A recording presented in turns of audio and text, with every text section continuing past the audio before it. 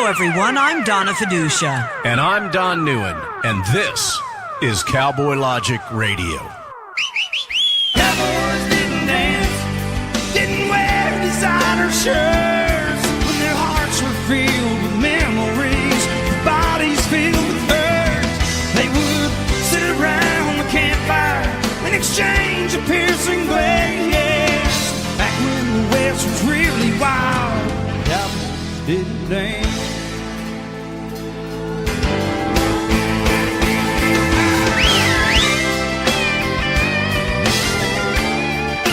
And welcome to Cowboy Logic Radio, everyone. I'm Donna Fiducia. Good evening, ladies and gentlemen. I'm Don Neuen, ladies and gentlemen. Let me be the first to welcome you to tonight's absolutely riveting episode of Cowboy Logic Radio. Boy, have we got a great show for you. It's going to be large. It's going to be enormous. It's going to be magnificent. Back to you, Donna. It's going to be ginormous. Ginormous. Back to you, Donna. Bigly. Back to you, Donna. Well, speaking of big league, Huge. he's Back been to named. you, Donna. That would be Brett Kavanaugh. What about Brett? He's the nominee. I loved him when he played for... Who did he play for? Kansas City. Yeah. Yeah. He was the one that had huge problems with his backside during the World Series. You must be talking about hemorrhoids. Yes. Why do we All right, remember so that? at any rate... No, that's Brett Kavanaugh, honey, I'm talking about. Who am I talking about? Brett, whatever the hell his name is, the baseball player. Isn't that funny, from Kansas City? I Brett can't remember. Hemorrhoid. Yes, can't remember his last name. I thought Kavanaugh And he was really good, too. I thought Kavanaugh played for the Royals. Might have. So did the other Brett. Brett Bear. No, that's not Brett Bear.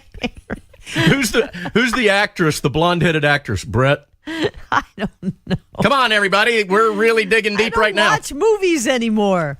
Anyhow, ABC. She was on TV. She wasn't a real actress.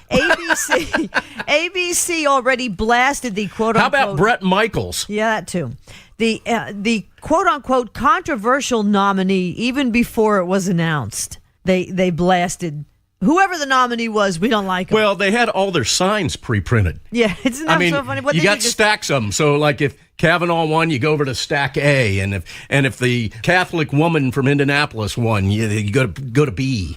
Well, Catholic, Brett. Are you yawning? I'm yawning. Are you bored with me already? No, I'm tired. It's just I haven't gotten any sleep because this is like watching all this. I didn't sleep at all last night. Watching all this Sing it, Donna. news, it's almost like tossing and turn. Sing it, Donna. I don't know. I didn't sleep at all last night. I don't know what song you're talking about. I do, but I couldn't sing it. Let's put it that way. You know every song that was ever written by any artist and the B side of the 45. Yeah, I pretty and much you don't do, know but that song? I know the song, but I couldn't sing it enough to sing it. I know what you're talking about, but I can't remember it. How about Stairway to Heaven? Do you know that one? There's a way. Okay, that was great, Donna. Please stop. I have headphones all on. that glitters this is painful. is gold. Oh, please, Donna. And she's buying painful. a stairway Ow. to heaven. Oh, man. When I'm she sweating. gets Stop. there, she knows. Oh. Hey. Shall I continue? I need hemorrhoid medicine now.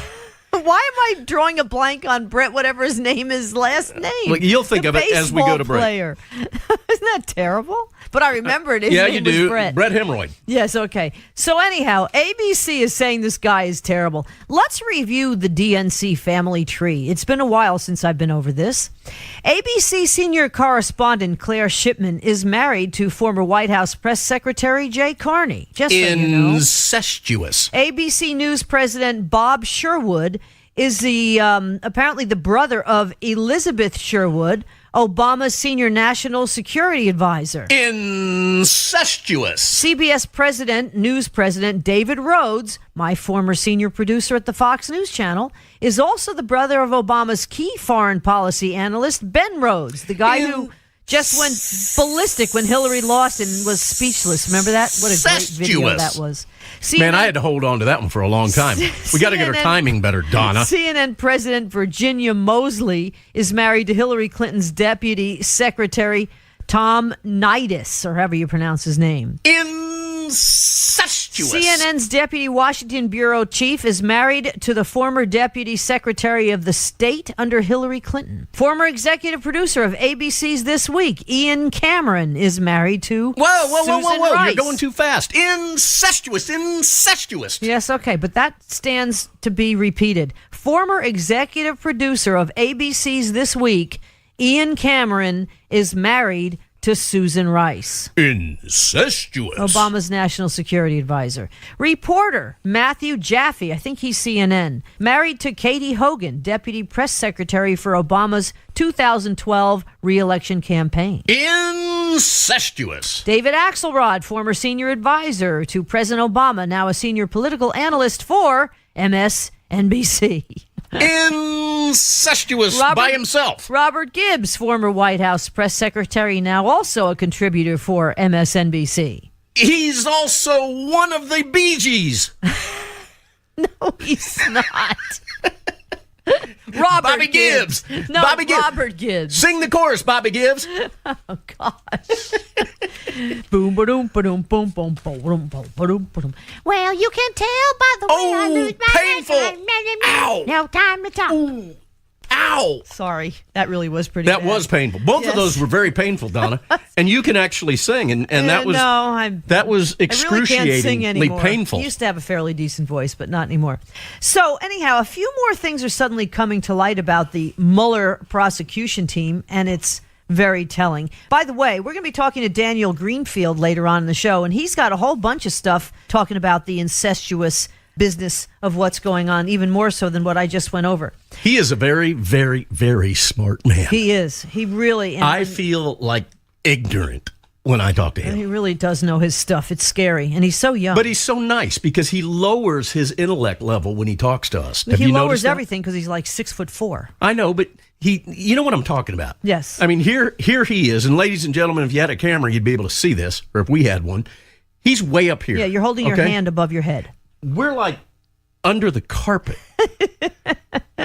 Well, he's got a column coming out that's basically called Sex, Lies, and the Deep State. And we'll be talking to him about that shortly. But anyhow, Politico, no friend of Donald Trump by any stretch of the imagination, is reporting that the AP gave the FBI and the DOJ some stuff on Paul Manafort, who, of course, is rotting in jail for really no reason but to put the squeeze on him to try to put the squeeze somehow on Donald Trump. He's walking around, but Bernie Madoff is, not Bernie Madoff, what's his face? The guy from Hollywood. The Weinstein. He got out on bail. He's walking around, but not Manafort. Mr. Pervert. Manafort's lawyers are crying foul over a meeting the DOJ prosecutors held with 4 Associated Press reporters last year. And the FBI apparently bore down on Manafort, the longtime lobbyist and political consultant. This meeting occurred on April 11th, 2017. This was over a month before Mueller was appointed. Bum, bum, bum, bum. Speaking of running afoul, we had fowl for dinner tonight. Did you know that, Donna? That was chicken, honey. It's a bird. Yeah, it's fowl. I know, so. And it tasted pretty good to be so foul. What does that have to do with Paul Manafort? You said running afoul, and it made me think of that. All right. Anyhow. See how my brain works, Donna? But Donna? Is a potential, it's weird. This is a potential conduit for, quote unquote, improper leaks that led to 2 criminal cases against the former Trump campaign chief. Evidence, 2 memos written about the meetings by 2 FBI agents who were at that meeting. Bum, bum, bum, bum. I really do like Conduit Rice. The point. I loved her when she was Secretary of State. Didn't you, Donna? Yes. The meeting, according to memos, was arranged by Andrew Weitzman, then chief of the hold on a second. section. Hold on. Hold the thought. Andy. Andrew Weitzman, Donna, is not a nice Jewish boy. No, he's not. I'm here to tell you, Donna. He's very mean and he's evil.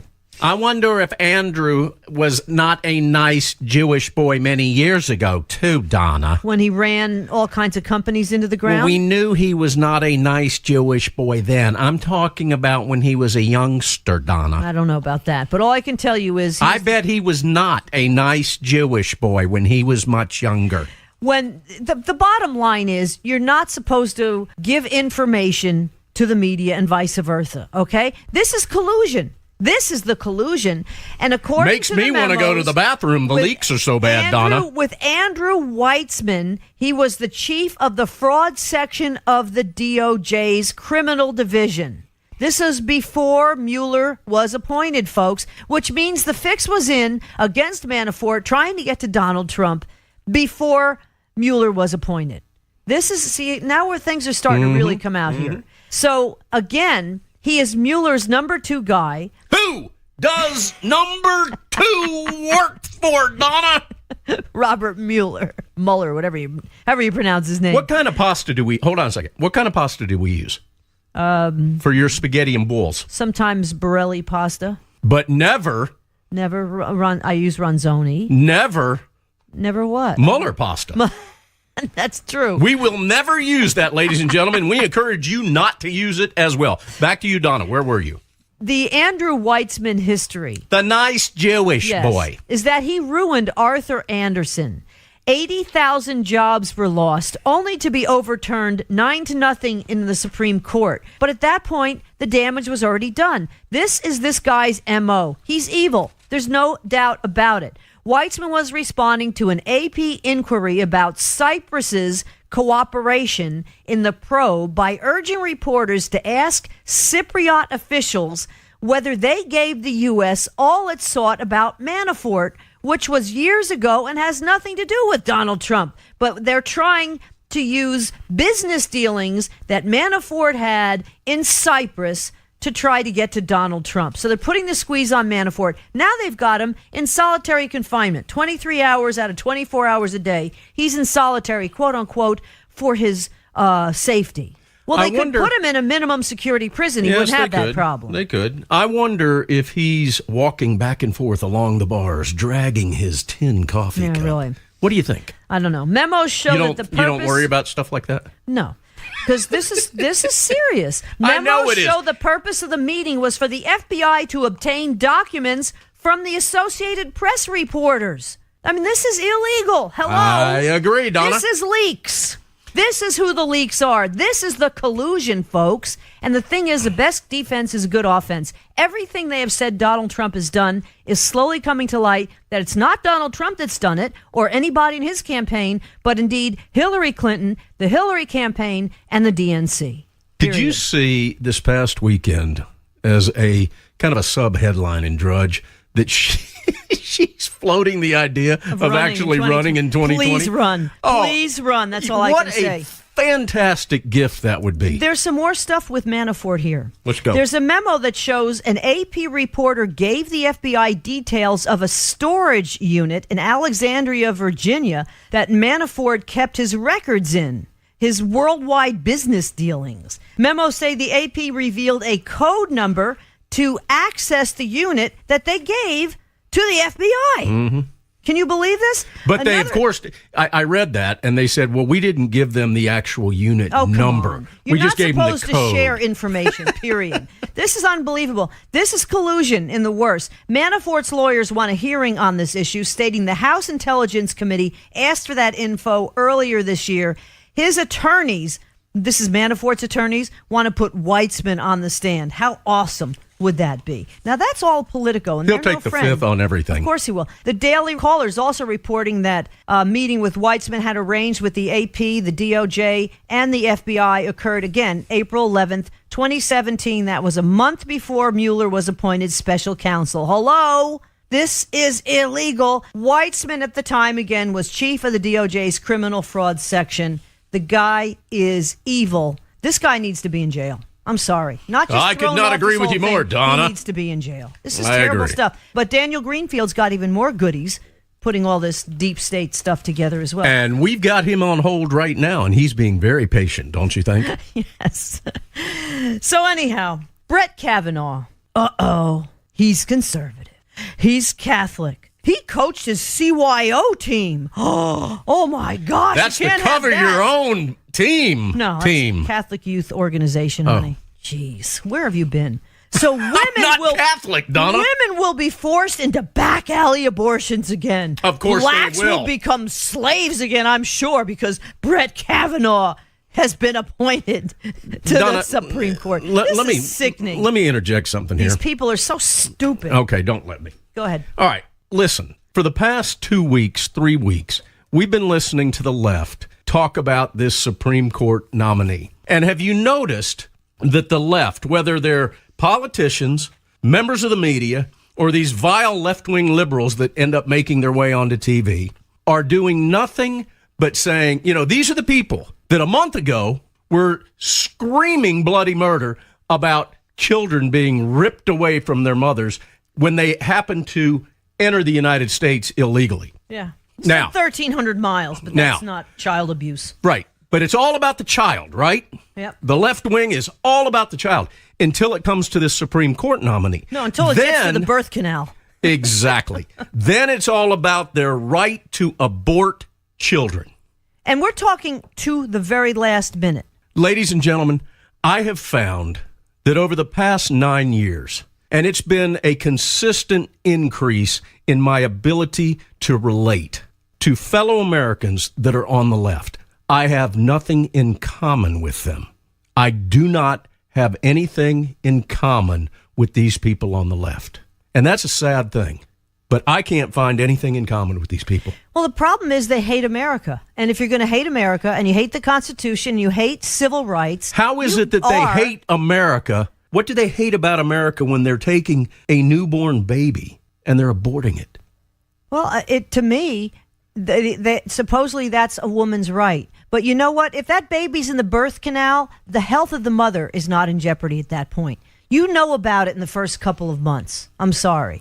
Okay. Well, we don't need to use this as a debate on abortion or a discussion on abortion. I'm merely pointing out the hypocrisy of the left. I'll tell you hypocrisy. Vile individuals that I quite frankly find nothing in common with. What about this idiot woman who on July 4th climbs the Statue of Liberty from Congo, which has the worst human rights abuses probably on the face of this earth, and she gets up there and she's criticizing Donald Trump. You know what? Get the hell out of my country then. I'm sorry. If you don't like it here, go back where you came from. Why do you want to come here from all these countries that basically are assholes, and you want to turn this country into one? Yeah. That's what's so annoying. You know what? We have a montage, which is just amazing. Set this up, honey. I mean, this is just... You talking about the Campus stupidity. Reform SCOTUS? Yes. All right. Campus Reform is a wonderful organization that's exposing the hypocrisy and the absolute stupidity that you can find on our college campuses all over America. And they do the man on the street reporting. And last week... This was in New York City. Yeah. They went to a university in New York City, and they asked college students what they thought of Trump's nominee for the Supreme Court. Now, you have to remember that he hadn't made the announcement yet. This was a week ago. It was a week ago. But this is what they had to say. I'm Calvin Phillips with Campus Reform. Today we're in New York City talking to students about President Trump's Supreme Court pick. The only thing is he hasn't made that pick yet. Will people still have opinions on who it was, though? Let's find out. I think the big thing that's been in the news today, Supreme Court, Justice Kennedy stepping down, so there's a vacancy. All week people were worried about who it was going to be. This week he made his announcement. What's your reaction to the justice that he nominated today? I'm honestly not surprised by his choice, but that's just worse for us. I just saw the pick and I was like, it's almost at a point where you kind of expect that it's not going to be what you want. He's quite, extreme in his views, and I don't know if it would make the Supreme Court very even. I see it all over the news that he's like racist and This new nominee is very racist, and I think it's starting a new wave of something very negative, and I'm really scared about what happens in the future and what choices he'll make. So what reaction have you seen on social media today after the news? Oh, outrage, as it should be. If this is just a reoccurring thing, he keeps doing this with different positions and just doing whatever he wants, abusing his power. Do you feel like his pick is an abuse of power? Basically, yeah. His entire cabinet and everyone he's chosen has been the white supremacist Legion of Doom, and it's dangerous to everyone who looks like me. You feel like the Supreme Court nominee today kind of falls in that same line? Of course. They should all wear white hoods and burn crosses at the Capitol, because that's exactly the move. That's what they're going for. And the fact that he would put someone up there that is so racist and is not practicing the equality that we need to see, it's insulting, and he's not going to last. I mean, So you're not a fan of the pick?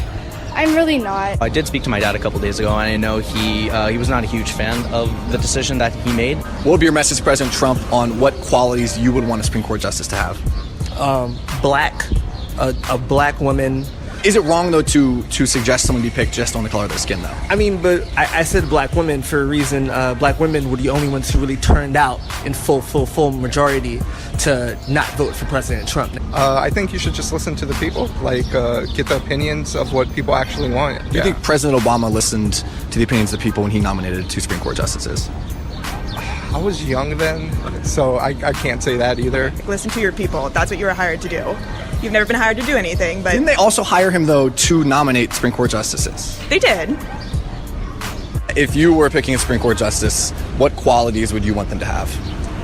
Someone who's actually just. I definitely want them to be liberal and look to the views of the minorities. Like, the previous Supreme Court justice was a swing vote. Like, you should have some balance. You shouldn't just be all on one side. President Obama did pick 2 liberal justices, though.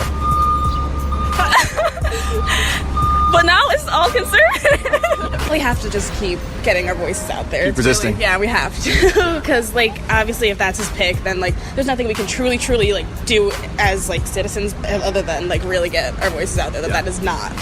Amazing, isn't it, ladies and gentlemen? We're doomed. That is amazing. That is your college student intellect level. And they're absolute no problem whatsoever at lying. Most of those people were lying. But they you don't do know understand they're that, lying. right? I don't think Yeah, they do know they were lying because they're talking about seeing that the pick was made on social media. It wasn't. The one kid said that his dad and he had a conversation about the nominee. These people lie. They're The useful left. idiots Now, is I'm going what to play they are. one more thing before we go to break. And this is one more reason that I say I have absolutely nothing in common with the left. I do not recognize them. Listen how vile these people were on Monday night after Trump made his announcement. We must ensure that we defeat Brett Kavanaugh. All our rights are at stake. He is a dangerous man who will endanger our fundamental freedoms. This just must not become the next justice on the Supreme Court. And what that will take is all of us fighting as hard and as long as we can. We won't stand for any nominee, no Brett Kavanaugh, that wants to take away our constitutional rights. Hell no on Kavanaugh. Hell no on Kavanaugh. What an absolute first-class group of people. Idiots. They are vile. They are absolutely vile. All I can and say I is- do not associate or relate to anything they have to say anymore. Well, what they have to know is let them go to Venezuela and see what it's like to not have toilet paper. Okay. We are going to get off our soapbox now. Talk to Daniel Greenfield because he's just awesome. He is an author extraordinaire, a great thinker. You got to read what he writes. He's just got some great stuff. We'll talk about his latest column coming up on frontpagemag.com. And Michelle Owens talking about prosecutorial misconduct. And Tom Del Beccaro, former chairman of the California Republican Party. It's all coming up next on Cowboy Logic Radio.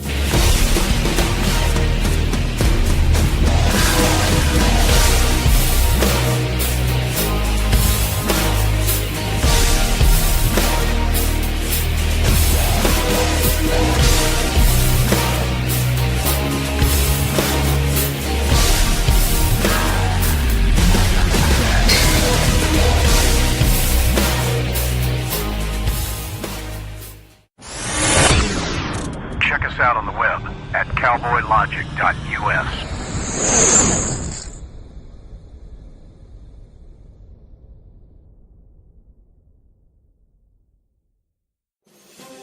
Hi, thank you for listening. My name is Ron Phillips, and I'm the owner and operations manager of Talk America Radio. It is with great pride that I offer you this 24/7 stream of some of the finest talk radio programming in the country, but I need your support. We are a listener-supported network. That means we need your help to continue to offer the quality programming you're hearing right now. If you're able, please visit talkamericaradio.us and click the Support Us button. Your donation will go a long way in helping us continue to share the American voice. Thank you. Hello, and welcome to the Chronicles of Lower Education with me, the Fed Up Professor. I recently spoke with a hometown student who just completed her freshman year at a well-known university. We discussed her required theater class, which she said was pretty political. Quote, I thought it would be students learning to sing or act, but there was a lot more nudity than I thought there'd be. What? Surely just in movies, right? No. She told me one student asked, "Hey, can we get naked in our performances?" And the professor said, "Sure, you can do that." She locked the door and closed the blinds, and I was like, "Oh no, this is happening," unquote. It was a co-ed class, she said, but no guys performed au naturel. Naked Girl dramatically reenacted her freshman experience of taking LSD. "What did you learn in that class?" I asked. "Don't get naked in public," she said. "I enjoy learning, but classroom nudity just puts me off." Her professor is far from the only ideologue messing with our kids' minds, but her CV boasts expertise in medieval theater, the performance of physical suffering, the performance of non-human animals, and interspecies performance. Hey, she's also produced Doggy Hamlet for this year's Philadelphia International Festival of Arts. Quote, "An outdoor performance of dance, music, and aspects of competitive sheep herding trials. Sheeps, dogs, and humans on the Earth's surface are performing themselves as living symbols, asking the question of our time. What does it mean to follow? What is instinct? How does that differ from reaction?" Google it, seriously. It is a ponderable point. Interspecies performance now outranks Shakespeare, Chekhov, and Hansberry in today's freshman curriculum. How about that? Well, be sure to tune in next week with me, the fed up and fully clothed professor.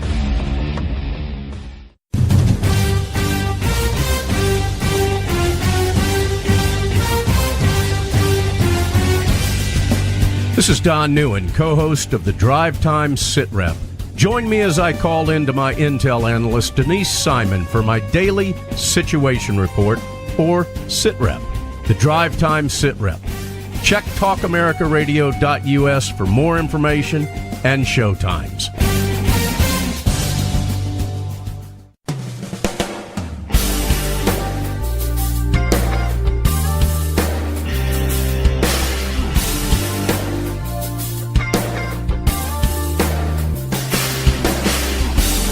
Welcome back to Cowboy Logic Radio. I'm Donna Fiducia, along with Don NEUEN. And our very special guest this next half hour, we had the pleasure of introducing and meeting at the South Carolina Tea Party Coalition Convention last January. He is one Daniel Greenfield, and he's Absolutely. Just amazing. Just an amazing person. Amazing is an understatement, Donna. Hang on a second. Let me put this next guest into perspective for our listeners. Daniel Greenfield, as Donna just said, we met and introduced, and we actually had him as a guest on the radio show prior to the South Carolina Tea Party Coalition Convention, which took place in January. But we had the opportunity to actually shake hands and spend some time with him in South Carolina. Ladies and gentlemen, I'm going to tell you something. He was, without a doubt, in my opinion, the most articulate, the most powerful speaker that was there the entire day. And that's not taking anything away from all of the other great speakers that were there, because it was 2 days of phenomenal subject matter experts. But I'm going to tell you what happened. And you guys need to go to the YouTube channel for the Tea Party movie. That's the Tea Party, the South Carolina Tea Party Coalition YouTube site, Tea Party movie, and find Daniel's riveting speech that he gave, because I'm going to tell you something. He got up there, and for 45 minutes, it was like a 50 caliber machine gun coming out of a helicopter that had unlimited amounts of ammo. It was nonstop. Donna, you and I were sitting backstage at this, and we kept looking over at each other going, oh my gosh. Yeah. Well, and because Daniel Greenfield's perspective is so unique. He was born in Israel. He now resides in the U.S. He's an investigative journalist. He is a Shulman Journalism Fellow at the Freedom Center. That's David Horowitz's Freedom Center. You can find that at frontpagemag.com. Front Page Magazine is their website. He's an investigative journalist, as I said, and he focuses on the radical left and Islamic terrorism in Israel. So he has a very unique perspective. But Daniel, welcome back to Cowboy Logic Radio, and let's talk about your huge, very informative column that you just came out with called Sex, Lies, and the Deep State. That pretty much sums it all up. Daniel Greenfield, welcome back to Cowboy Logic Radio. Thank you. It is so good to be back. And the basic question of the column is the basic question we've been asking all along. Who does the government work for? Does it work for the people, or is it cheating on us? And we can examine this through a very particular perspective, which is that at the heart of this whole campaign against Trump, there are two cases of adultery. Now, adultery, maybe it's somebody's private life, but this wasn't just personal adultery. This wasn't just two people cheating on their spouses. These were two organizations. These were people who worked for the American people, who were cheating on their responsibilities to the American people and undermining the president of the United States and trying to bring him down. Absolutely. And I want to interject one more thing in here, Daniel, about the work, the great work that you do. Ladies and gentlemen, in my opinion, I would classify Daniel Greenfield as like way intellectually superior to myself, Don NEUEN. And I'm sure Donna would agree with me on this. And any of you that watch the video from South Carolina Tea Party Coalition Convention or read his articles will agree with me as well. Having said that, I list him with the intellects of those that I study and follow, and I list him next to someone like a Mark Levin. Now, the big difference between Mark Levin and Daniel Greenfield is that when Daniel Greenfield writes his articles, he writes them in a manner that you can understand them. And from somebody that reads your articles like me, thank you, sir. I appreciate that. Thank you so much. This is what I try to do. I try to actually get people to understand what's really going on here. There are a lot of people who are experts who will tell you a great deal of things that you might need to know, but they're going to tell it in the language that they use, which is the language of lawyers, which is the language of technical government experts. And a lot of the time, those people have trouble communicating with the people who actually need to know what they know. I agree. Exactly. You know, and I have notes on the DNC family tree, which basically talks about a lot of network correspondence and how they're related, like ABC senior correspondent Claire Shipman is married to White House Press Secretary Jay Carney. That was the former White House Press Secretary, obviously. You've got Andrea Mitchell, and she was married to Alan Greenspan. I mean, again, I work with Ben Rhodes' brother, David Rhodes, at Fox, who now runs CBS. So don't go telling me that the Fox News channel is super conservative. But what you do in Sex, Lies, and the Deep State, your latest article, Daniel Greenfield, is talk about how much deeper it is, because we're not just talking about Strzok and McCabe and Lisa Page. It goes much, much deeper than that. So try to get into the weeds with this one if you could. The illicit sexual relationships and how they're able to circumvent paying people off through these relationships. So it's not going to come as much of a surprise to your listeners that the media and the Democrats are the same exact thing. They pretend to be separate organizations. They're actually the same organization.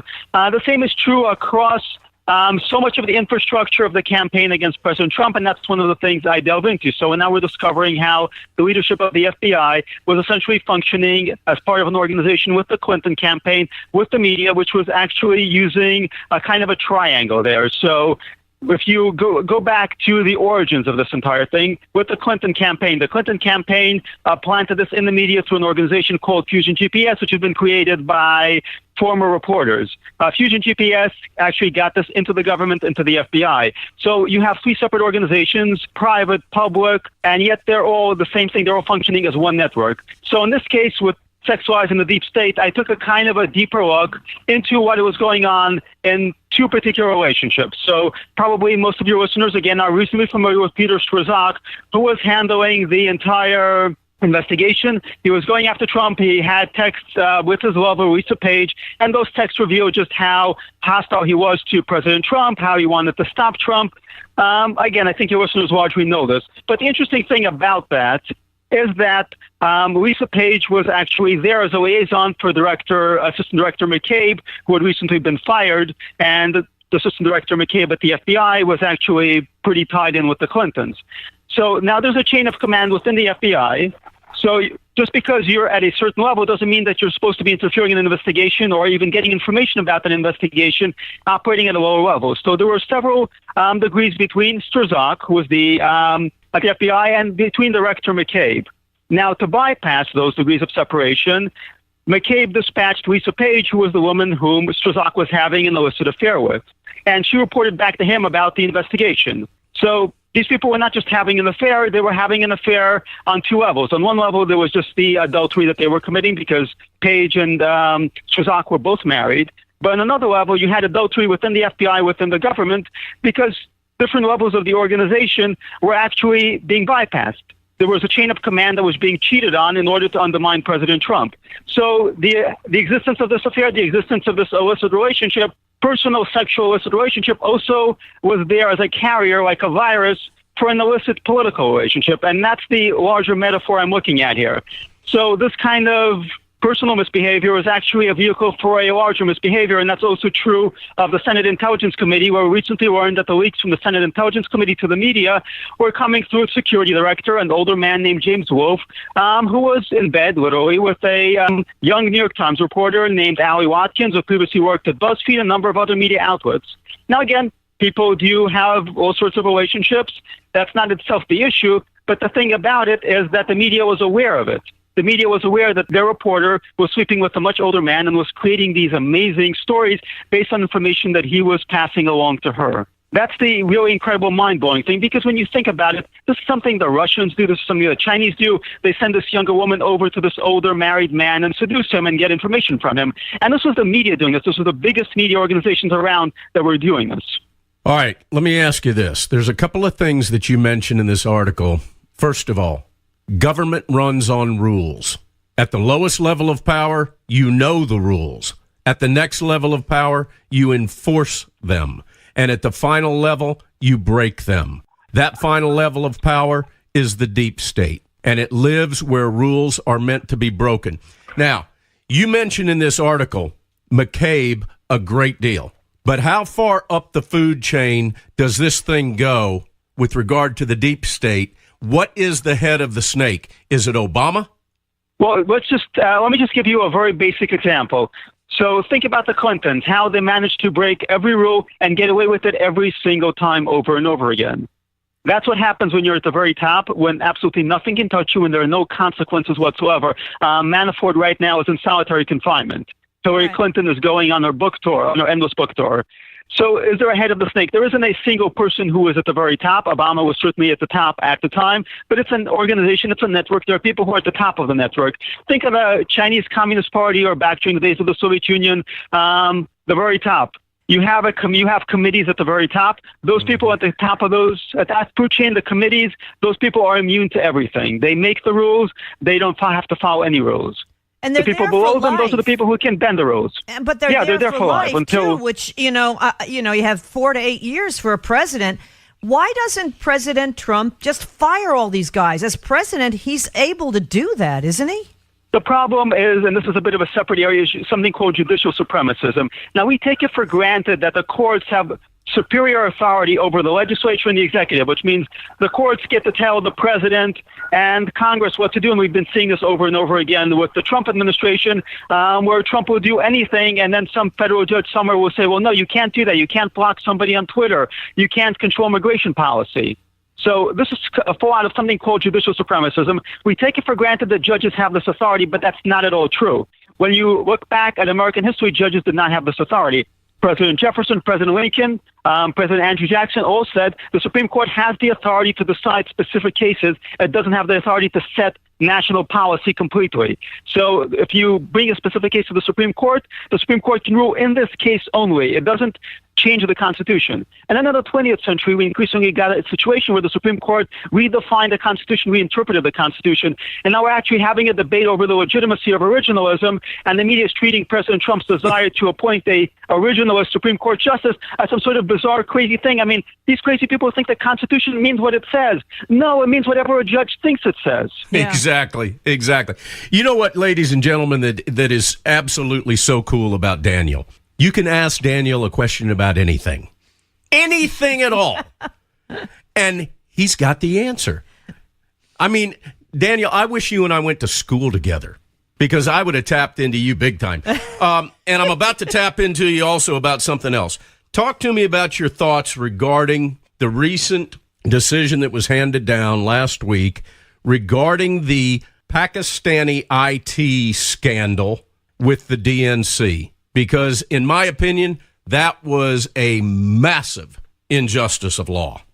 Is anyone surprised that this entire scandal, which had been a cover-up from day one, ended in a cover-up? That's Chekhov's gun. It begins with a cover-up, it ends with a cover-up. And it's one of many scandals in Washington, D.C. That are just covered up. We've got Debbie Wasserman Schultz on tape actually threatening Capitol Police about this. We've got it on tape. This would be the most damning scandal ever. It should be the most damning scandal ever.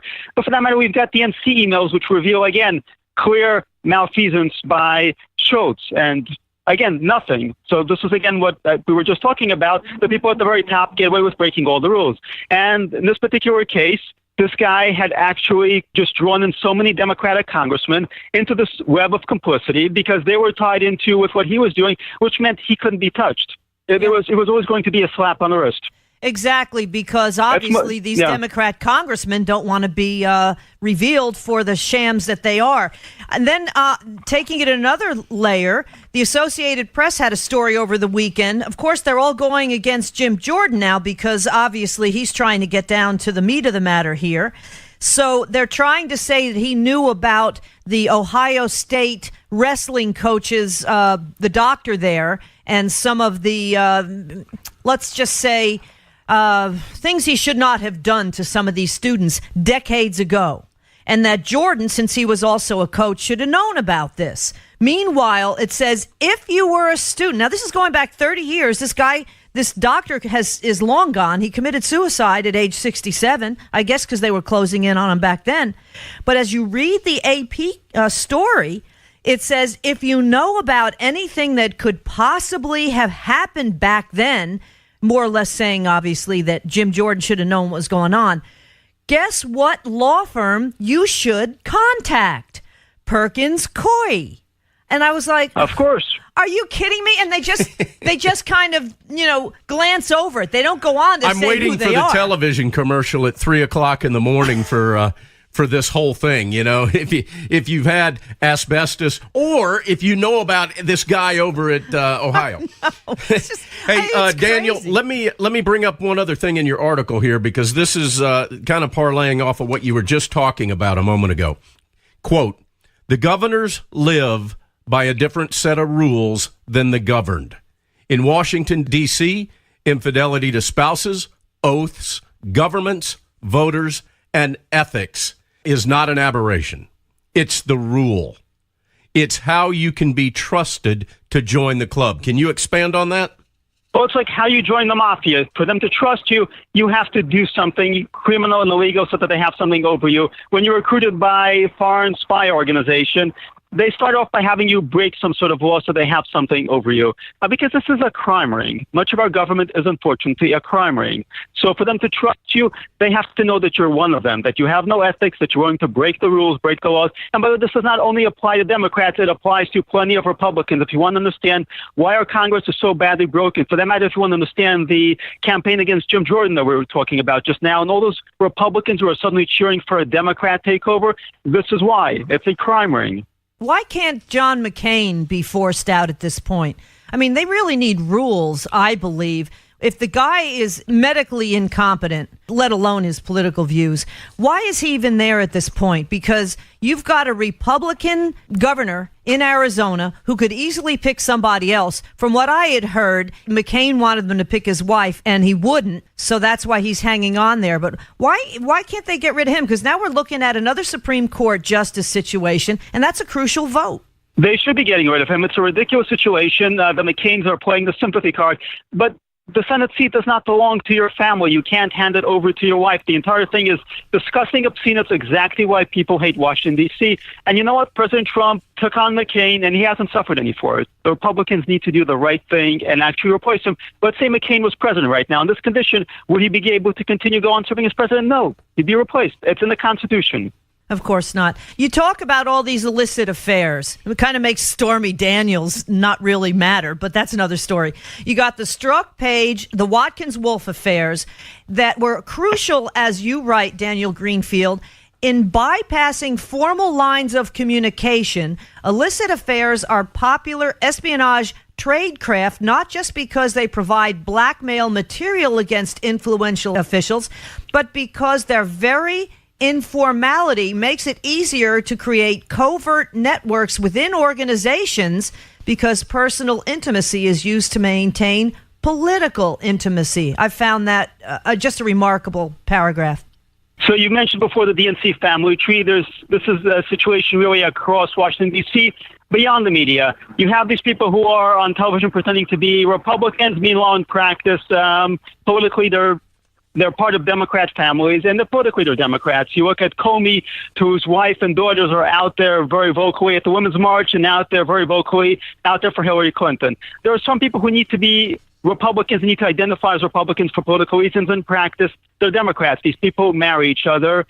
These people form a larger relationship that's based on a shared political system. But at the same time, it helps them somehow, in some ways, to identify as Republicans because it gets them in the door in certain ways. And this actually rots through everything. It's one of the things the Tea Party was meant to take on originally, because there's an establishment. The establishment is not just a political establishment. It's not just about payoffs. It's about relationships. It's about careers. It's about personal and political relationships. And these personal and political relationships underlie everything, and most people don't realize that. They don't understand that. They don't understand how in bed these people are with each other. I mean, that's true metaphorically. It's also literally true. These people are actually in bed with each other. We're talking with Daniel Greenfield. He's a Shillman Journalism Fellow at the Freedom Center, David Horowitz's Freedom Center. He's an investigative journalist and a writer focusing on the radical left and Islamic terrorism, and he was born in Israel, now resides in the U.S., so he really does know from whence he speaks. Daniel, have such a great background, I believe. You can find his writings at frontpagemag.com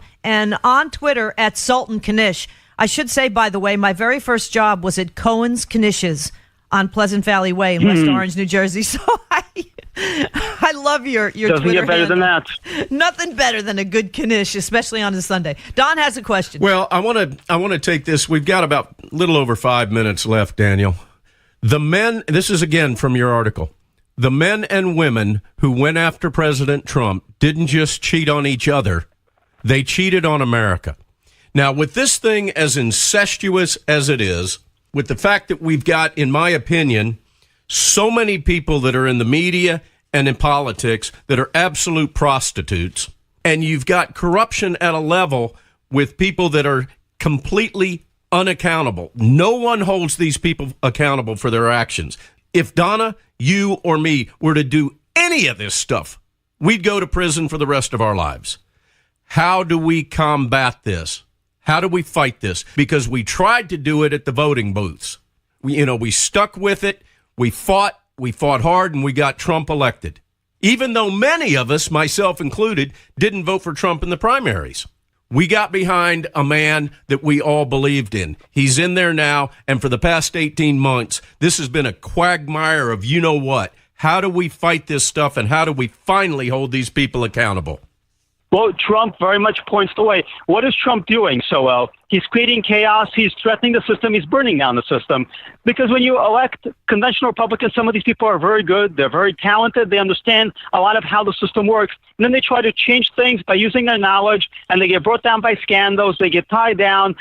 They get forced into compromises. And what President Trump does well is war constantly all the time, because that's the only thing these people understand. It's just like with China. These people control a powerful system, and they're afraid of any threat to that system. Conventional Republicans don't threaten that system. Only somebody like President Trump could actually be a real threat to that system, because the system is about an establishment. It's about the good life in Washington, D.C., and New York City, and parts of Los Angeles and Boston.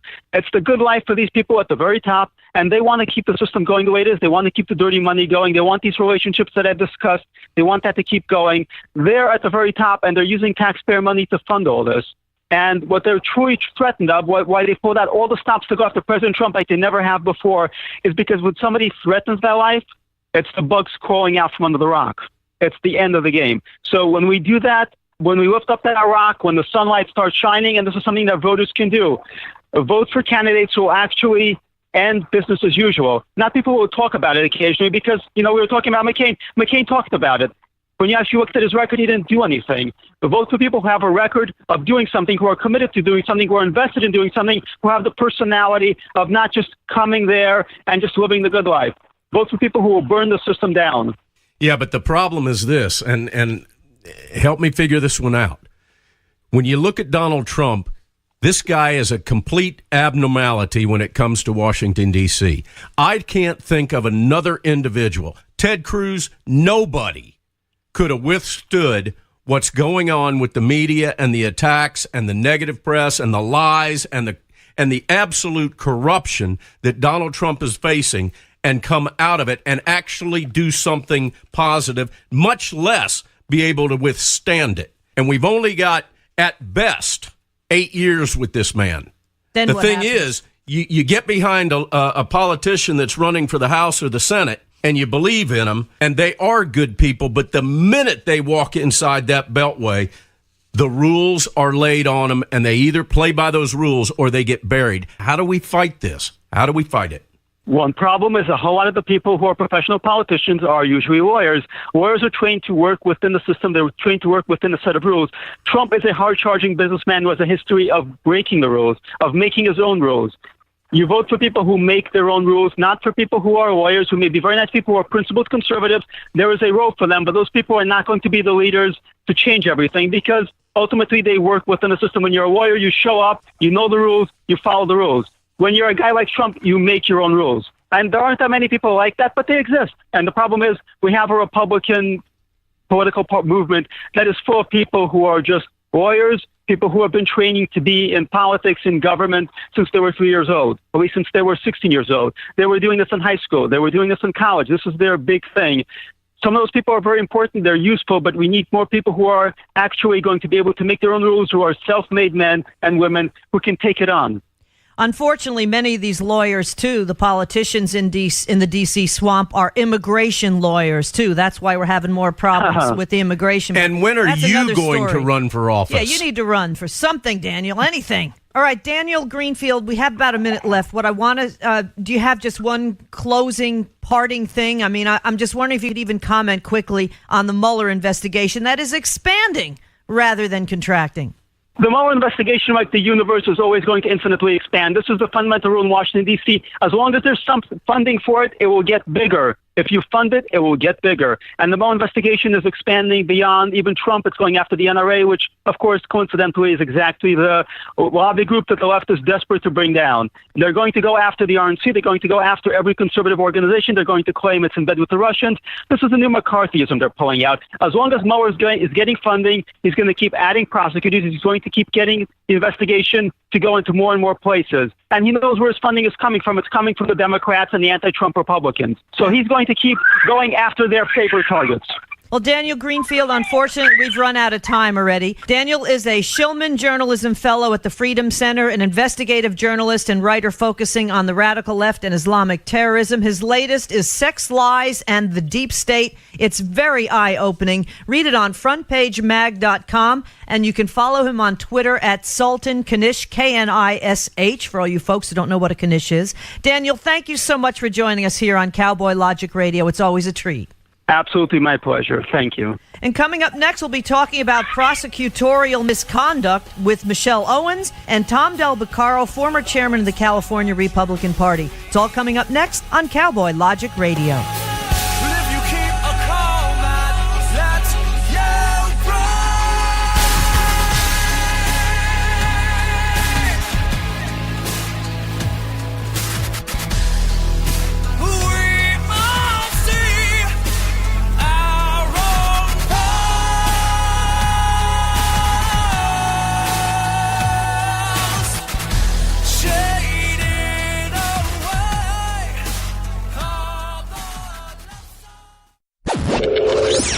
Check us out on the web at cowboylogic.us. Hello, everyone. I'm Donna Fiducia. And I'm Don Neuen, and this is Cowboy Logic Radio. Cowboys didn't dance, didn't wear designer shirts. When their hearts were filled with memories, their bodies filled with hurt. They would sit around the campfire and exchange a piercing glare. Yes, back when the West was really wild, cowboys didn't dance.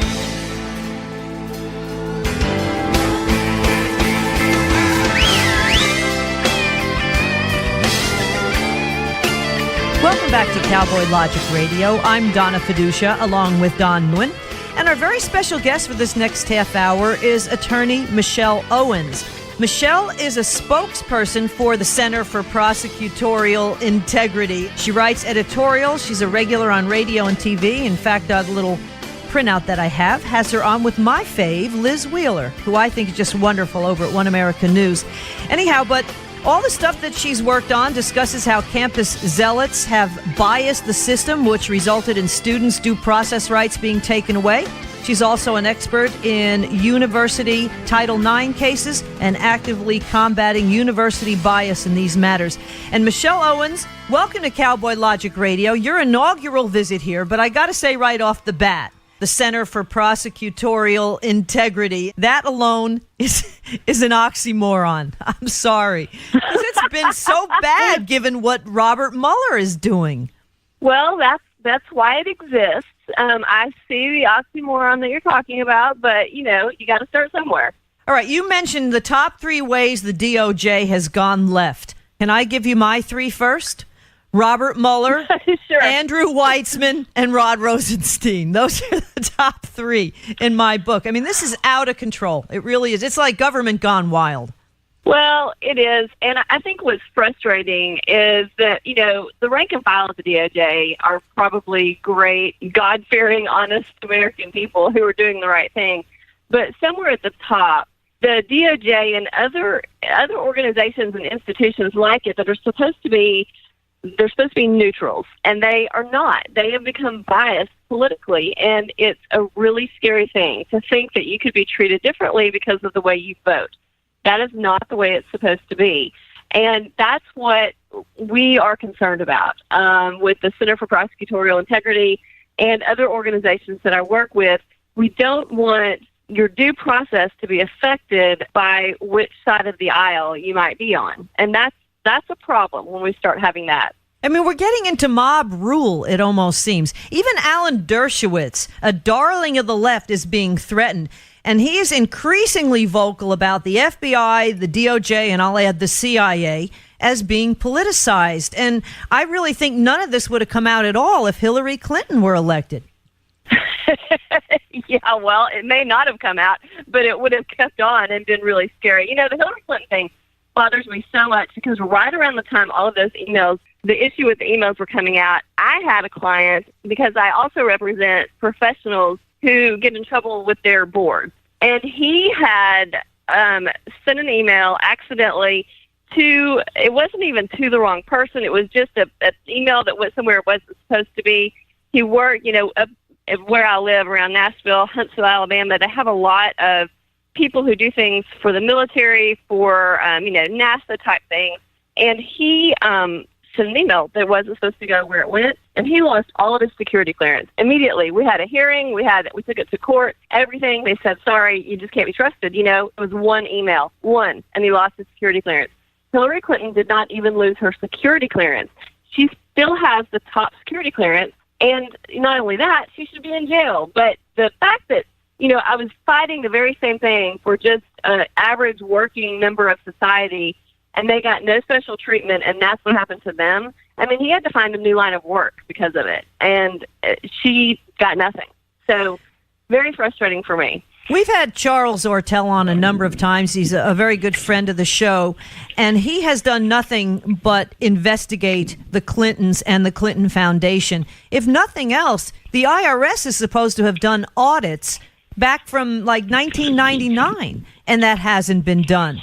And this is so out of line, and yet you have the IRS that is basically going after things like the Tea Party movement and trying to squelch any kind of thing, conservative groups, starting back well into the Obama administration, and nothing's being done. Yeah, exactly. And, I grew up in Little Rock, Arkansas, so I'm a little afraid to say too much about the Clintons, I'll be honest with you. I think they have a little bit of a scary track record. Can't imagine. So I'm going to skip over some of that. But that, the whole thing, the IRS, the DOJ, those are supposed to be neutral organizations that don't treat you differently because of your voting right, your voting decisions. And that's what is frightening about it. And that is why the DOJ, the Center for Prosecutorial Integrity, filed a complaint with the DOJ because the DOJ has given out a grant. They give out a lot of grant money, and I think probably most people who are there don't know where the money goes or don't investigate it too much. But there are rules about where that grant money can go, and it can't go to any organization that's going to undermine anything that the Constitution stands for, to put it very broadly. And they've done that. They gave out grant money to a group that it's called End Violence Against Women International, and it sounds like a great group. The only problem is they're willing to advance a cause for women at the risk of destroying due process. And so any money they got, they shouldn't have gotten, because they are violating the Constitution. And we let them know about that and filed a complaint with it, and nothing has been done. Nothing. Nobody cares. They just want to skip right over it. I believe that the mask that goes across the eyes of Lady Justice and the scales have been taken out of her hands. Would you not agree with me on that? Yeah, I really, really would. Mainly, I would agree that the mask has come off and she's judging you based on what side you're on. And the problem with, well, obviously there's a problem with that, but, you know, one of the real problems with it that people don't seem to think about is that that's going to change for everybody. You know, you may be on the right side of it this 4 years, but you may be on the bad side of it the next 4 years, which is the reason that our forefathers thought that there are some organizations that should be politically neutral. And when we get away from that, we become China. We become, you know, Italy, with the woman, I forgot her name all of a sudden, the woman who was, you know, arrested and put in jail and then was there for 6 years or something, because the way that they do their justice system is very much like what's happening here now. You just kind of are assumed guilty from the beginning. Yeah, look at Paul Manafort. I mean, the poor guy is in jail here. Flynn hasn't even been sentenced because all of a sudden the IG report came out, and maybe he was kind of wrong with the prosecution there as well. But Don had another question. Yeah, I wanted to touch on something that you guys are working diligently on, and that is the college campuses and the universities. Now, I was in college back in the late 70s and early 80s at the University of Tennessee. And I didn't experience any of this stuff. It may have been going on at a very limited scale, and I was just oblivious to it because I was more concerned about having fun in college than I was anything else. But it has taken a nasty, nasty turn in the last decade or so. I'd like for you to expand on some of the great work that you guys are doing and what you're hoping to accomplish and what you already have accomplished. Well, and this is my soapbox, my baby. This is what I feel like I've been called to do. And it wasn't going on when you were in college, because none of this mess with sexual assault allegations started until 2011. Under the Obama administration, Title IX was kind of railroaded. It was hijacked. Most people my age or older, I'm almost 50. I can't believe I said that on the radio, but yeah. We think of Title IX as dealing with sports and equality for women, and that's what it is. And everybody I speak with, they still kind of think that's all it is. Well, it's not, and it was hijacked in the Obama administration, and it became a source of dealing with sexual assault. They made sexual assault and rape fall under discrimination, which is crazy on so many levels. So you got me started, so you'll have to interrupt me now because I hate this. It makes me so angry. No, go have at it. What they did is they changed a lot of things. They made it very easy for women to report, and you go into it, and a woman reports it on campus, and then the campus takes over, and they have their own little kangaroo courts and their own little tribunals run by people who are about 26 years old, no children, no life experience, and very little training. And they determine whether or not a student, almost always a male, has committed a sexual assault. And if they find you guilty, you're kicked out of school, and you can't get into another school because it's on your educational record and every school asks for it. Now, what has happened, and that's been great, is that one of the organizations, SAVE, Stop Abusive and Violent Environments, it's saveservices.org. It's a great place to educate yourself about this and other things. They have teamed up with Betsy DeVos, kind of gotten an audience with her. And, thankfully she was elected because no matter what you think about her, she did one thing that makes her a hero, and she rescinded the letter that Obama put out. I don't think I said that. In 2011, he wrote, not him, but his education secretary wrote a Dear Colleague letter, which has the effect of being law, and it laid out how this needs to be handled on college campuses, dictating that they have a Title IX officer, a Title IX department, and making it easy to report, and the standard of review, which is basically 50.01%. If you think that the guy did it, or if there's evidence that the guy did it, then you find him guilty. So they did that. Betsy DeVos rescinded that in September of 2017 and put in interim guidance. And she and her staff are working on the permanent guidance that will be put into effect hopefully very soon.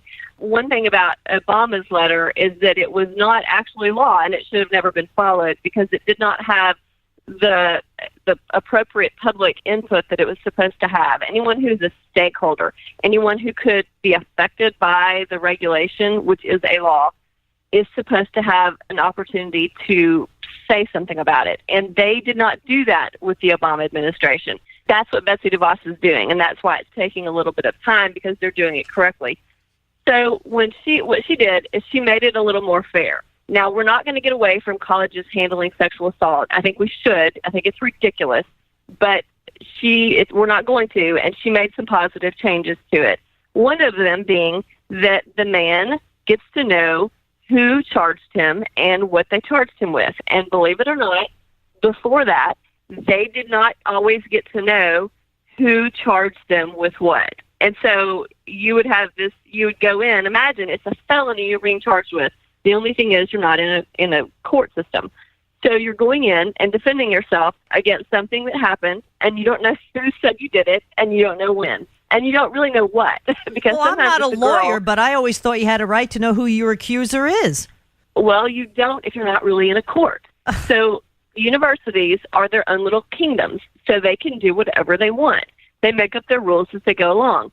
And this is kind of the Wild West of law when it gets into court. There have been about 200 cases so far, which is a very small amount. So anytime I file a lawsuit, it's kind of brand new. I don't have, stare decisis, which is the legal term for looking at cases that have gone before you to see what the laws are. There aren't laws. It's all brand new. So this is what we're dealing with now, and we've made a lot of progress. But that is what the problem is.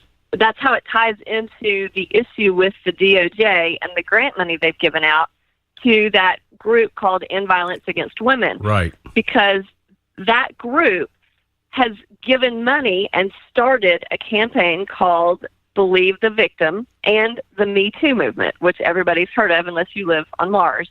So under the Believe the Victim, that campaign, it's going out to universities, but also to police, like campus police and other kinds of police departments. They're trying to get it into the mainstream. And that is very scary because what it does is it starts with believing the victim, which means that you don't have a neutral. The police take the report and they're already on your side saying, oh, yeah, you say Johnny raped you. Okay, we believe you. Let's go from there. And that's a problem if you're Johnny, because Johnny's supposed to come in being innocent until proven guilty, and they've flipped that. And that's what we are very, very concerned about right now. We've kind of gotten a hold of what's going on campuses, and we're making some positive changes. And because of that, the feminist movement that's very, very left has gone in through the back door, and they've done this. And now it's propaganda. That's the only way that I can describe it. It's like propaganda and cult-like belief systems that are being perpetrated through the campuses, but it's not going to stay there. It's going to go out into the broader mainstream, and that's why we need to be afraid. Because the minute we start living in a country where you are guilty until proven innocent, we might as well, put all the flags away, because this is not the country that it started out to be. Exactly. Which college campuses, if you've got a few that you can list here, are practicing this in more frequency than any others so that any of the listeners that are going to be sending their kids or they are going to be going to universities can try to avoid these schools, quite frankly? Well, honestly, you can't even say that because it's every school. I mean, honestly, I do this all over Even the the University of Tennessee, Knoxville, my alma mater? Yes. Where blood runs even your alma mater. orange and they beat the snot out of Vanderbilt every year?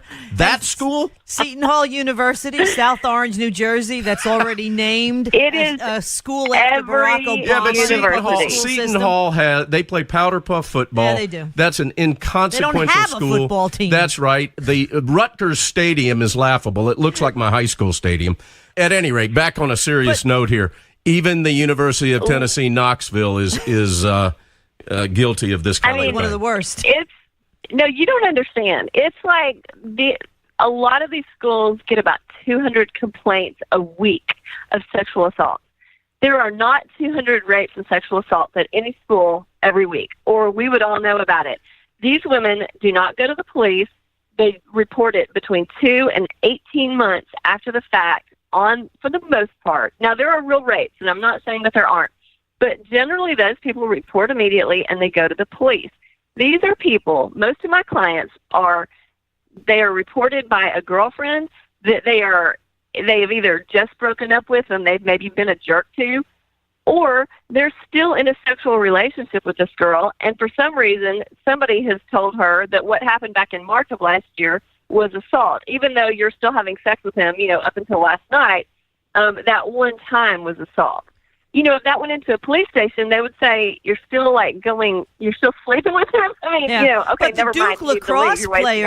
The Duke lacrosse players situation brought this to light initially, and I actually come from a town where many of those kids went to high school. Those families were financially ruined trying to fight this in court. The kids eventually did get off on everything, but their lives were ruined. Totally ruined. Well, I got to hold on a second. I got to wrap my head around something. Did you just say that most college campuses have 200 of these per week? That's a statement that one of the Title IX, and I don't even know if that's actually accurate, but that's one of the statements that one of the Title IX coordinators told me, that they have about 200 a week. I mean, some of them they just ignore because they have no merit, and on the face of it, even the Title IX coordinators think they have no merit. But most of them, they have to investigate. To this. I have the solution. We need to close all fraternity houses.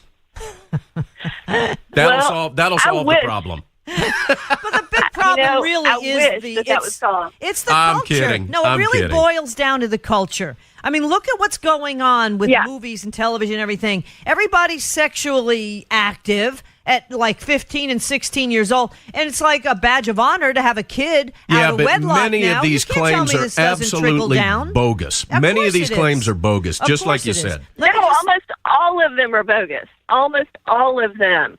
Because they're usually, you look at, what is the comedian's name? Fareez, the comedian that was accused. Basically, he was accused because the woman had bad sex. Her expectations were not met. That is what you have a lot of. Yeah. You have a lot of the women go into a situation and it doesn't turn out like she expected it. And she is being told that is assault. And it's not assault.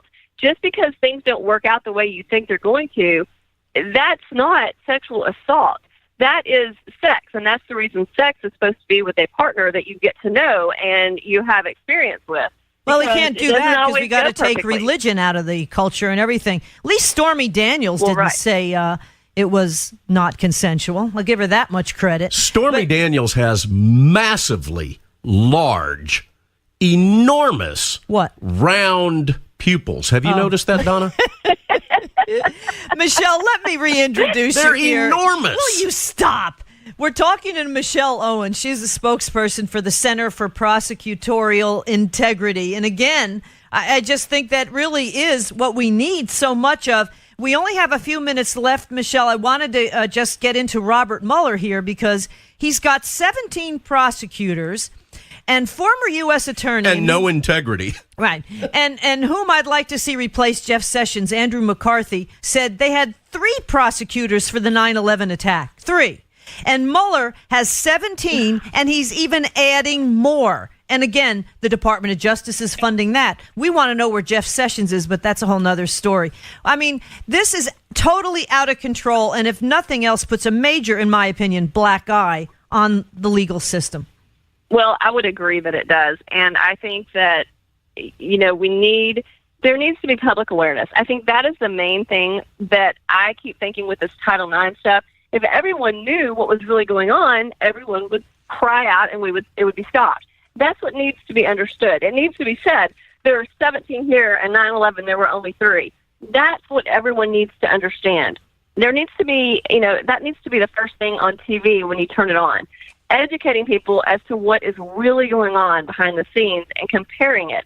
Because the only way it's going to change is if the rank and file people in the world figure out what's going on and we decide to do something about it. Because I don't think the change is going to come from the top. No, I think the fish is rotting. Well, they got to be real careful right of what they turn their TV on, too, because when you've got the mainstream media as an appendage of the Democrat Party, you're not going to get that. Hey, I do have a very quick solution. We've only got about 2 minutes. My advice to any young men that are going to be leaving to go off to college in the next year or so, until Michelle can get this whole thing under control, is that you wear chastity belts. And that way, or what are they called? Cod pieces, to where there's absolutely, you have the proof right there in your pants that Literally. This could not have been you. Yeah.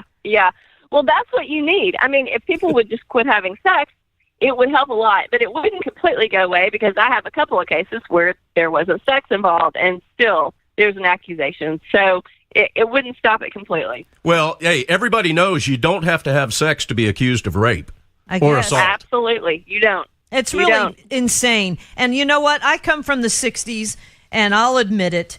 The whole thing back then was, even if I disagree with you, I will defend your right to say it. And that is totally gone down the toilet right now. And we're looking at 1 and 2 generations past, and this is what it's come to fruition, unfortunately. And it's the thought police, and you're guilty until proven innocent, and it's just not right. It really is not right. Michelle Owens, the Center for Prosecutorial Integrity. Find her at prosecuterintegrity.org. That's the website, correct? Correct. Okay, prosecuterintegrity.org. Michelle, thank you so much for joining us here on Cowboy Logic Radio. It's been a blast. We've got to have you back again. I would love to. Thanks. And coming up next, we'll be talking legal stuff still with Tom Del Beccaro, former chairman of the Republican Party in California and author extraordinaire. It's coming up next on Cowboy Logic Radio.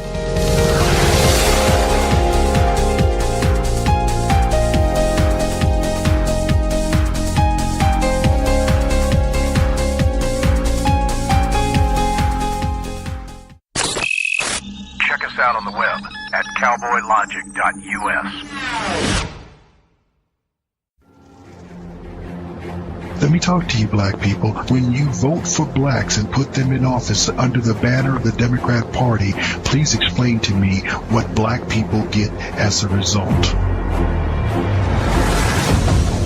This was not a nap that we have been taking. We are in a coma. You know what the interesting thing about pensions is? That's today's money given to people who ain't doing nothing for you today. Get off that black Democrat tit that they've been sucking on. Your country is being stolen from you, and the promise is being stolen from your children, and they're telling you it's all right while the rest of the world is trying to lap us. Well, why are we doing so poorly? 2 words: teachers' unions. Are you kidding me?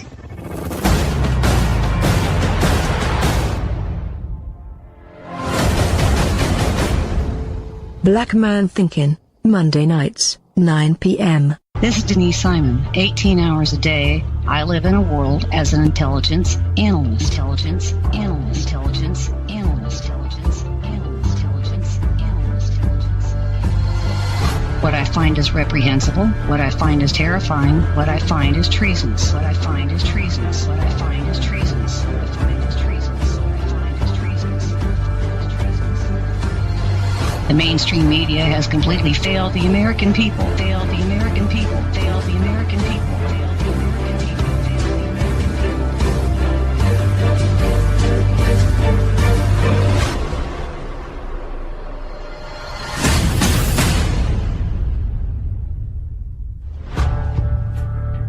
Join me for the Denise Simon Experience every Thursday night at 9 p.m. Eastern.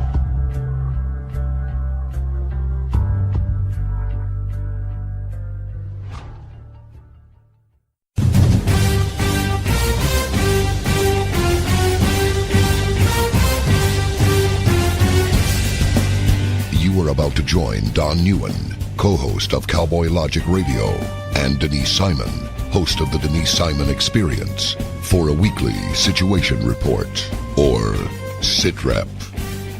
18 hours a day, Denise Simon lives her life as an intel analyst. 18 hours a day, Don NEUEN lives his life in the world of rock and roll. 1 hour each day, NEUEN receives a daily SITREP from Simon. Welcome to the Drive Time Situation Report. Fasten your seatbelt. You're now in Don NEUEN's car, and he is calling in for his SITREP. Check the Talk America Radio schedules for showtimes at talkamericaradio.us.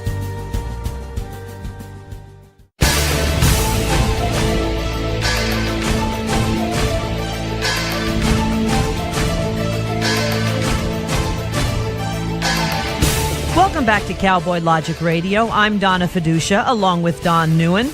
And we are due for a Tom Del Beccaro update. It's been almost a month and a half.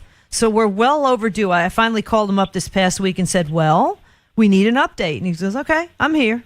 Tom Del Beccaro is a former chairman of the California Republican Party. He's written some wonderful books, The Divided Era, The New Conservative Paradigm. You can find his website is politicalvanguard.com. That's politicalvanguard.com. And you can read his stuff in the Washington Examiner, Breitbart, the Daily Caller, and Forbes. And if California, as I always say, had half a brain in their butt, you would have Tom Del Beccaro as your senator and not Kamala Harris. But then, unfortunately, California is... I don't know what's going on in California. Hi, Tom. I'm Don NEUEN. Let me be the first to welcome you to the big show. How you doing, buddy? So, Tom, you're out there. I'm doing great. Good. You're out there in San Francisco. Hold on a second, Donna. I tried so hard to behave and act professional. While I was doing the intro. While you were doing the intro. Because, ladies and gentlemen, those of you that know Tom Del Beccaro and that are frequent listeners of Cowboy Logic Radio, you know he's not only an unbelievably special person to us, but he's kind of a big wheel. And Tom, No. I knew you would say that. But the thing is, I have a big wheel in the backyard. Is that that's what you're right. talking about? And he goes down the hill every Saturday and does spin outs and wheelies. As he drives. Hey, what were we talking about earlier pool. before during the break? We were talking about something. Oh, Boy's Life. Tom, I heard you're contributing to Boy's Life now. Okay, so what's happening in California, by the way, Have is, you tripped over any needles lately or feces?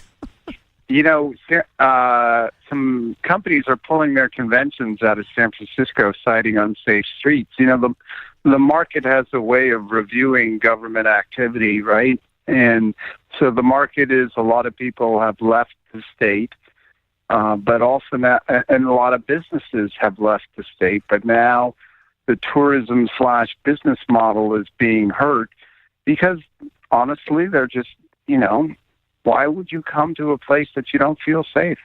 And this was some medical convention, doctor's convention. They said it's a health hazard. If we wanted needles, we'd go into the office. Exactly. And the thing is, San Francisco is probably the most beautiful city in America. I really think it is. I disagree. Oh, I haven't been to Seattle. San Diego. Roopville, Georgia. Well, that's population 300. I mean, seriously, it is such a gorgeous city. It really is. And, I mean, look at any city, I hate to say it, run by big government Democrats. They're all going to hell in a handbasket. Atlanta is following now. Look, the top 7 major cities are all run by Democrats, and they're in difficulty. San Diego's number 8. It's run by Republicans, and it's gorgeous. The streets are fairly clean. There are issues, but you're right. Detroit, New York, San Francisco, these places are in trouble. Hey, Tom, let me ask you a question, and I'm being very serious. You and I joke around a lot, but I am being very serious about this question. Is there any city that you can think of that is being run and has been run by the Democrat Party that is a successful model? No. They're all sliding. Even Seattle is now sliding. I will tell you that the Democrats run Oregon, but Oregon consistently is in the top 10 in places to do business because they've had a very rational relationship with Nike, who's, of course, founded there. And so they have a rational business policies up there, and so maybe not a city, but Oregon does remarkably well, even though other places run by Democrats are not. And it seems to be a little more so over on the West Coast, that some that are run by Democrats actually are semi-livable. But here, I'm old enough to live through a lot of Democrat mayors in New York City, and then you had Rudy Giuliani.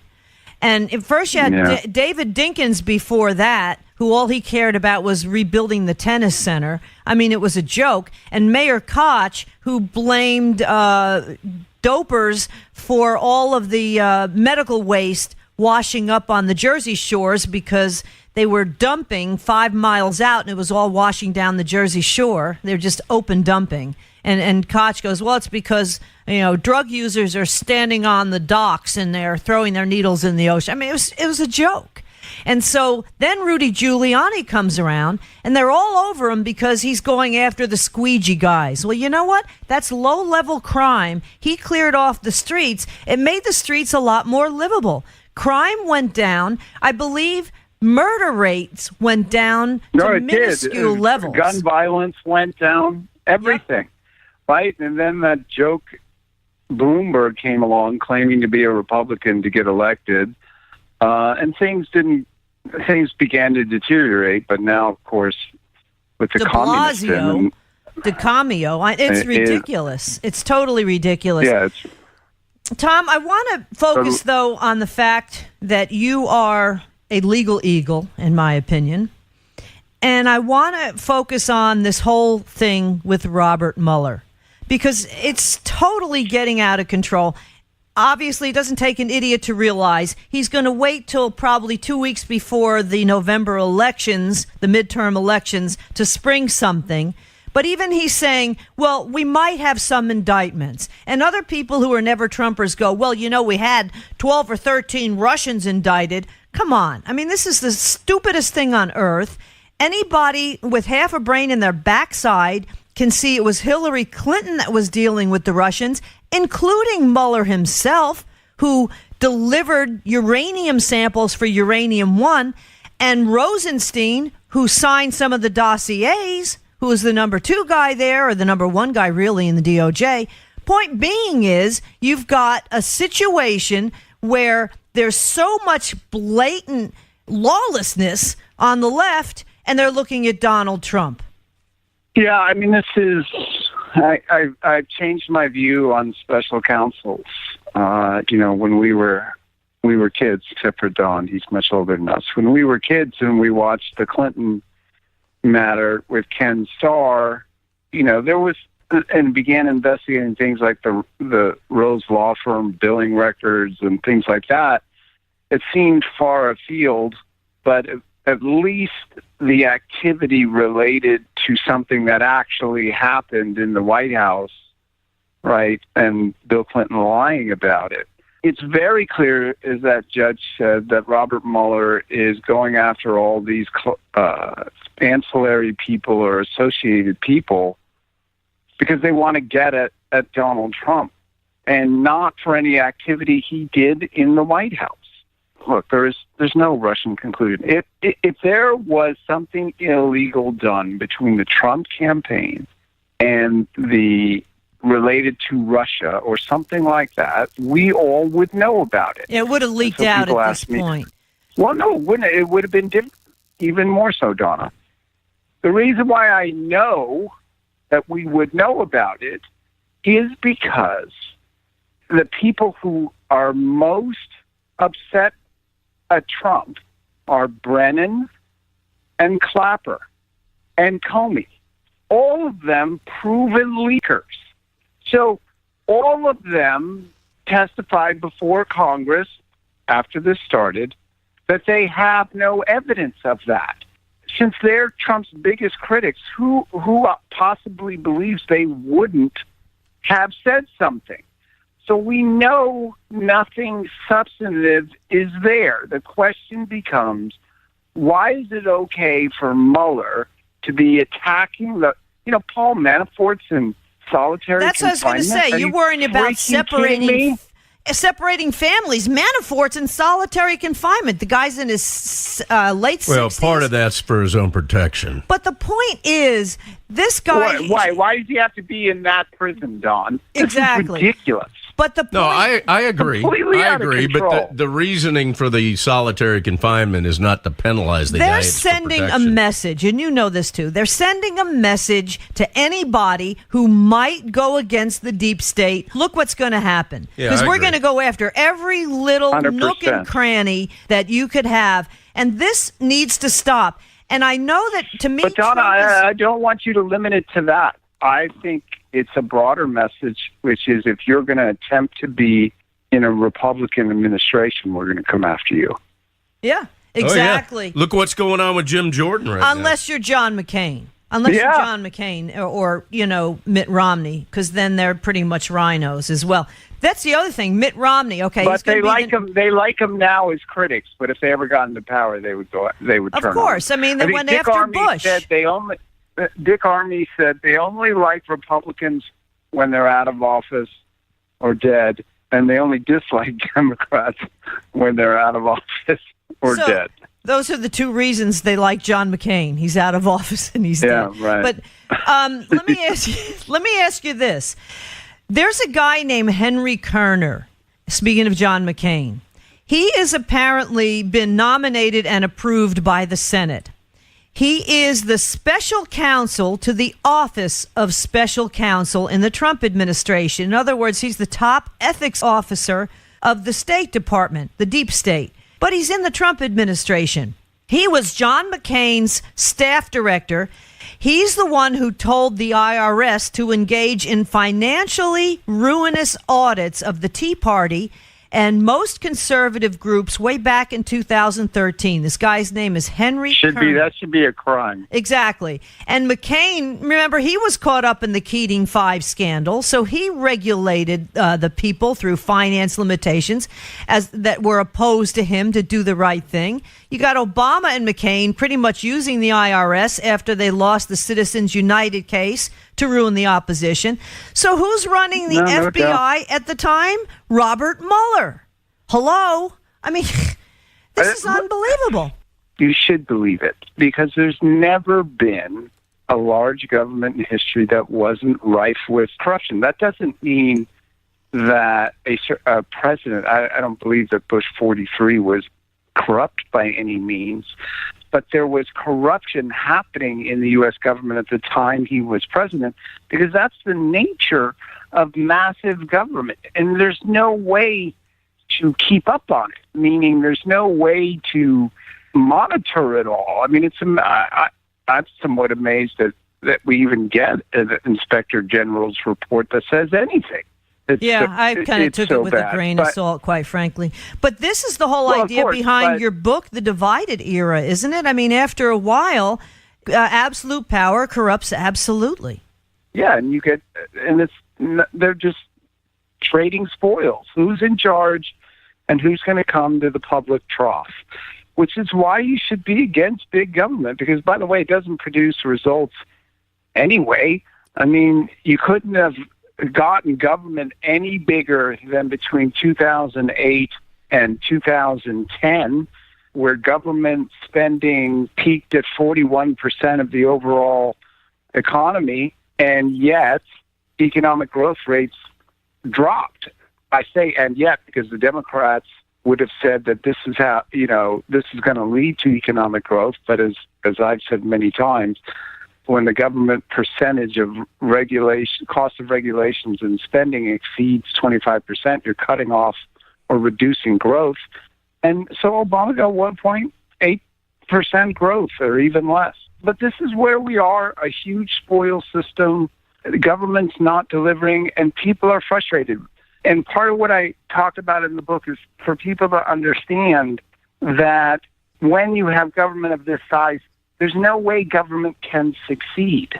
Everybody in their lives, whether it's their local government, the DMV, the post office, they've seen government's inability to function, yet somehow they think we should give it $4 trillion. And because government always fails in history, then you always get a populace that is disappointed, disaffected, sometimes angry. And the bigger it gets, the worse the situation will be. Could not agree with you more. Ladies and gentlemen, we're speaking with our dear friend Tom Del Beccaro. Please visit his website at politicalvanguard.com. Politicalvanguard.com. It is a well-vetted website. You are able to go to that site. You can share the articles. You can link people to the website. You can study the articles and then discuss them with your friends and family. And you're going to be able to do so with integrity and credibility. Politicalvanguard.com. Tom, you've done a fantastic job on that website. Let me steer us in a different direction, if you guys don't mind. Tom, I'd like you to get your thoughts, both from a political and a legal standpoint. And I'm throwing you a curveball. You have no idea that I'm about to ask you this. But this has to do with the decision that was handed down last week with regard to the Pakistani guys, the IT guys, the Democrat Party, and Debbie Wasserman Schultz also, I'm convinced, is Dee Snider from the band Twisted Sister. Now, I thought she was Jar Jar Binks. Why are you so mean? From Star Wars. I thought she was Jar Jar Binks. No, she's Dee Snider from Twisted Sister. Have you ever seen them together? Snider does not. No. Dee Snider does not deserve that, Don, but go on. Well, you're true. You're correct on that. So I want to get your thoughts, if you don't mind, from a legal standpoint of what happened.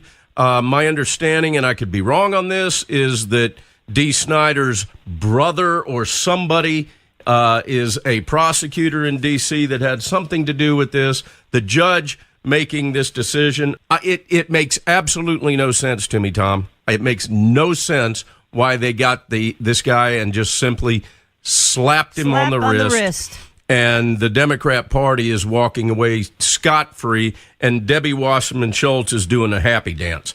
Politically and legally, I want to get your thoughts on it.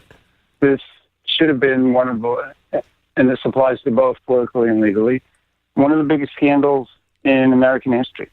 This was a group of people from Pakistan that no one can say for sure that they weren't involved in corruption there. They came here, they got unprecedented access. He took an enormous amount, the family took an enormous amount of money.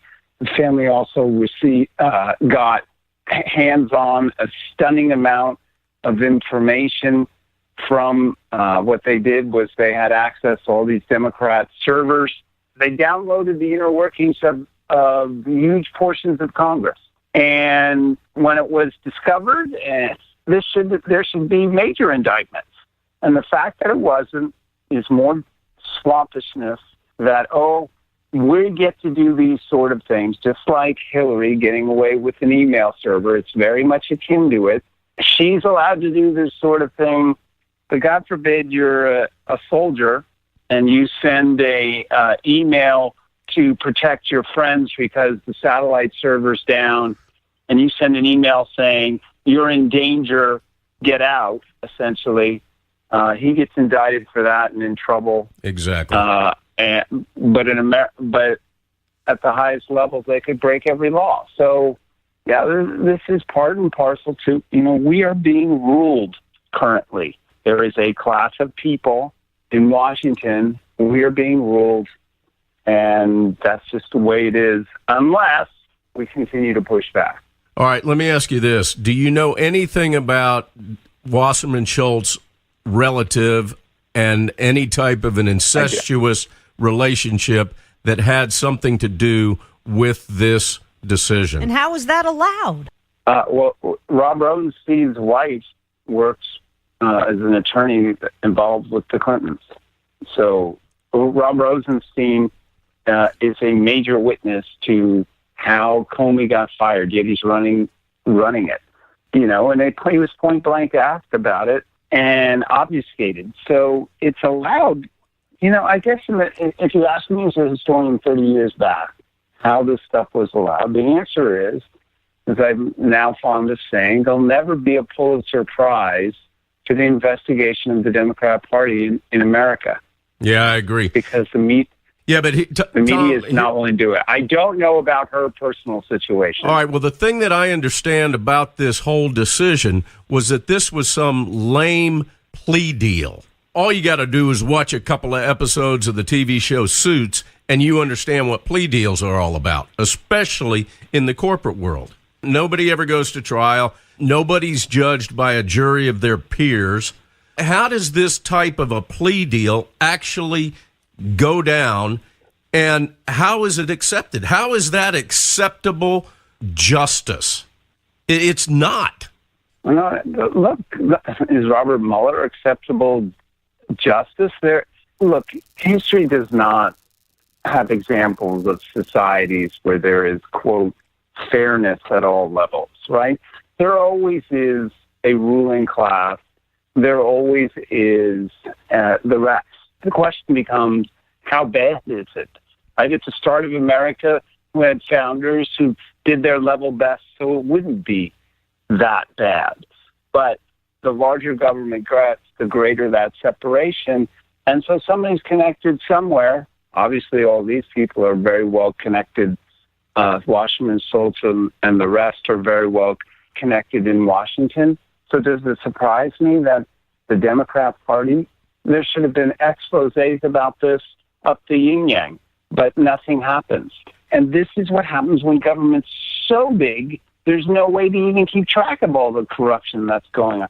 I'm sure there's far worse things that are undiscovered because, they don't want to tell upon themselves. The media is part of it because they're all in bed, literally, with half of these people. I mean, Andrea Mitchell was married to Alan Greenspan. You've got Ben Rhodes and David Rhodes running CBS. I used to work for him at Fox. He was one of my senior producers at Fox. He's running CBS now. It's Ben Rhodes' brother. I mean, it's unbelievable. Unbelievable. Yeah, absolutely. And am I shocked by any of that? About the AP was giving information to and getting briefs from the Mueller investigation and the like. So it's just, there's no end to this. And we'll see how history looks at Trump's attempt to dismantle at least some of it. But let's be clear. If Trump hadn't won, there's a lot of stuff we wouldn't know about. We wouldn't know about any of this. Which brings me back to Jeff Sessions. Where is Jeff Sessions? Hey, Tom Del Beccaro, this is Jeff Sessions. How you doing, buddy? At this point, I can't express anything but frustration for Sessions. I for a while, I said you could give him the benefit of the doubt that he wanted the Inspector General reports to come out so that he could say, look, an independent person, in fact, a Democrat-appointed person found these things. Somebody's got something on him. Hey, wait a minute. I just want you two people to understand that for the past 18 months, I've been hiring a bunch of lawyers to go down to the border that could represent and deal with this immigration situation. I'm Jeff Sessions. You haven't done diddly squat. MS-13, even the last MS-13 meeting that Trump went to in Long Island, Rosenstein shows up for. And I'll tell you, the body language was unreal. Rosenstein just didn't want to be anywhere near Donald Trump. You could see it. All you saw was the side of his big schnozzle, like trying not to look at Donald Trump. When he did give a little speech, it was kind of disingenuous. But, he wasn't even... He was there for MS-13 instead of Sessions. What the hell is he doing? And this is Sessions, This is unreal. I don't. Like I said, I gave him the benefit of the doubt. But now that the reports are out and he hasn't indicted McCabe, I think he was a terrible choice, as it turns out, and he should be let go.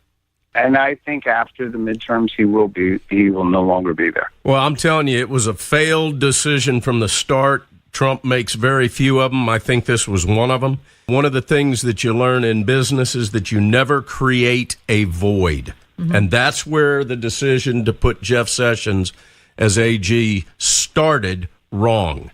He made the decision to pull somebody out of the Senate when we could not afford to lose members of the Senate. Right. He stuck him in as an AG. Then we lost the seat to the Democrat Party, and now we've got a failure as the AG right now. It's been a terrible failure from the start, and it never should have happened. Jeff Sessions needs to go after the midterms because there's just no excuse at this stage for his inaction. None. I agree. All right, we have like a minute left. Tom Del Beccaro, find his stuff at politicalvanguard.com. Just real quick, John McCain, not expected back in the Senate. I really think they need rules the guy's well into his 80s. Obviously, he's not well. Shouldn't have even run last time. And this is now crucial for getting the next Supreme Court nominee in for Donald Trump. Yeah, this is interesting. By the way, Schumer's going to go down as the worst minority leader because he forced the nuclear option. The nuclear option, I know. Which is going to allow this next person to get in. But I don't know what John McCain, if he's even going to attempt to vote on this. For sure, they're going to need, in my view, they'll have Mike Pence ready, able, and willing to vote on this. Okay. Well, Tom Del Beccaro, unfortunately, we're already out of time. Former chairman of the California Republican Party. Folks, read his stuff in Washington Examiner, Breitbart, Daily Caller, Forbes, and all of his stuff at politicalvanguard.com. That's politicalvanguard.com. Tom, thanks so much for joining us. And I'm going to close with a Tom Landry quote, apropos with the economy and the tariffs we're talking about. Leadership is getting someone to do what they don't want to do to achieve what they want to achieve. Just kind of think about that. Have a great week, everyone. Hope you had a wonderful Independence Day. We'll see you next week. Same bat time, same bat channel. In the meantime, God bless America. Come on, take my dark sunglasses. Come on, take my dark sunglasses. Come on, take my dark sunglasses. Come on, take my dark sunglasses. Come on, take my dark sunglasses. Check us out on the web at cowboylogic.us.